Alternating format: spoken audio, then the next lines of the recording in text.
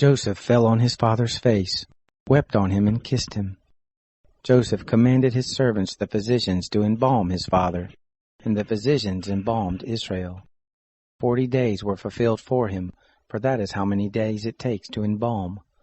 The Egyptians wept for him for 70 days. When the days of weeping for him were past, Joseph spoke to the house of Pharaoh, saying, If I have now found favor in your eyes, please speak in the ears of Pharaoh, saying, My father made me swear, saying, Behold, I am dying. Bury me in my grave which I have dug for myself in the land of Canaan. Now, therefore, please let me go up and bury my father, and I will come again. Pharaoh said, Go up and bury your father, just like he made you swear.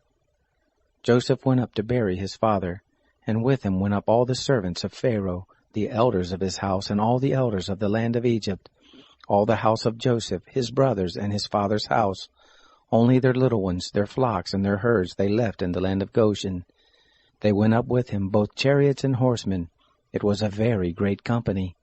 They came to the threshing floor of Atad, which is beyond the Jordan, and there they lamented with a very great and sore lamentation. He mourned for his father 7 days. When the inhabitants of the land, the Canaanites, saw the mourning in the floor of Atad, they said, This is a grievous mourning by the Egyptians. Therefore the name of it was called Abel Mizraim, which is beyond the Jordan. His sons did to him just as he commanded them.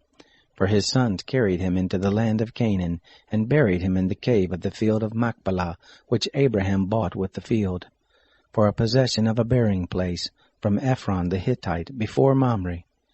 Joseph returned into Egypt, he and his brothers, and all that went up with him to bury his father, after he had buried his father. When Joseph's brothers saw that their father was dead, they said, It may be that Joseph will hate us, and will fully pay us back for all of the evil which we did to him.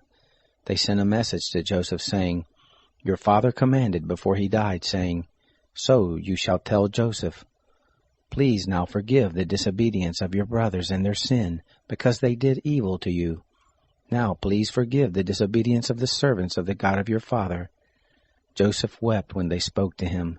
His brothers also went and fell down before his face, and they said, Behold, we are your servants. Joseph said to them, Don't be afraid, for am I in the place of God? As for you, you meant evil against me, but God meant it for good, to bring to pass, as it is this day, to save many people alive. Now therefore don't be afraid. I will nourish you and your little ones. He comforted them and spoke kindly to them.